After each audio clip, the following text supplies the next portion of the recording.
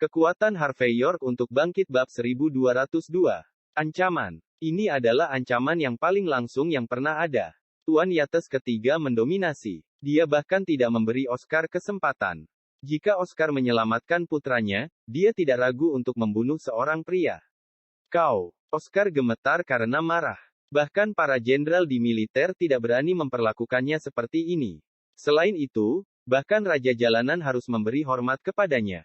Tapi Tuan Yates ketiga bertindak terlalu jauh.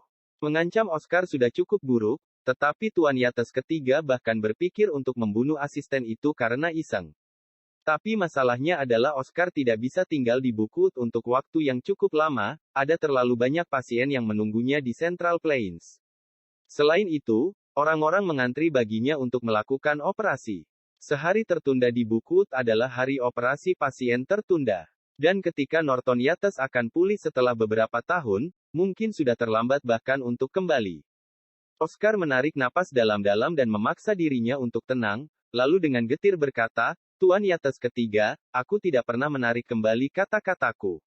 Tapi, karena aku berjanji untuk menyembuhkan putramu, aku tidak akan menyerah di tengah jalan. Bagaimana kalau kau membiarkan putramu ikut denganku ke Central Plains? Tuan Yates ketiga tertawa dingin. Yang lain mungkin tidak tahu, tapi dia pasti tahu bahwa Central Plains adalah ibu kota negara hak keluarga dan kelompok keuangan kelas atas berkumpul di sana.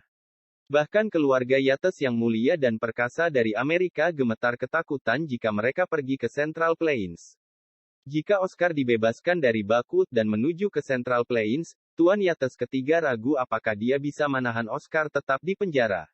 Tanpa berpikir dua kali, Tuan Yates ketiga tertawa dingin. Oscar Armstrong, jangan kasar ketika aku menunjukkan rasa hormat kepadamu.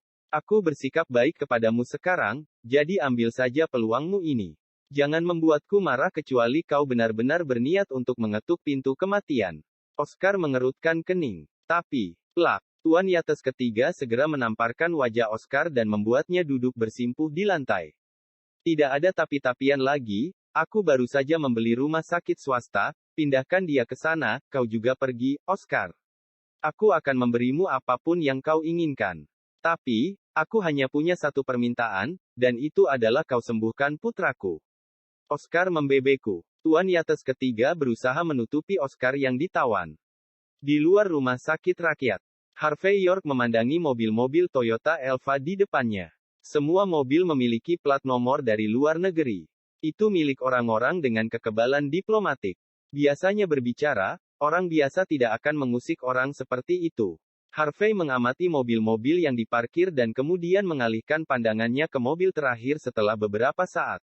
Dia bisa mencium bahaya yang datang dari mobil seolah-olah dua binatang terkunci di sana. Ada cukup banyak petarung di jalanan Buckwood, tetapi para petarung yang kuat itu tidak ada apa-apanya dibandingkan dengan aura dua orang di dalam mobil. Tentu saja, aura luar biasa itu hanya membuat Harvey mengintip sebentar.